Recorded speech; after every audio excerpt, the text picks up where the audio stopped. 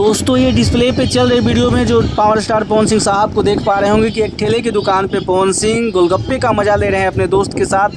हालांकि आप लोगों को लग रहा होगा कि ये वीडियो आज की है या फिर नई वीडियो है, लेकिन मैं आप सभी को क्लियर कर देना चाहता हूँ कि ये वीडियो है, ये गाना हाल ही में आया था जिस गाने का बोल था ओढ़नी हटा के जान लेबू का। जी हाँ, ये उसी गाने की शूटिंग के दौरान पावर स्टार पवन सिंह साहब जी अपने दोस्त दीपक सिंह जी के साथ गुपचुप गोलगप्पे का मज़ा ले रहे थे।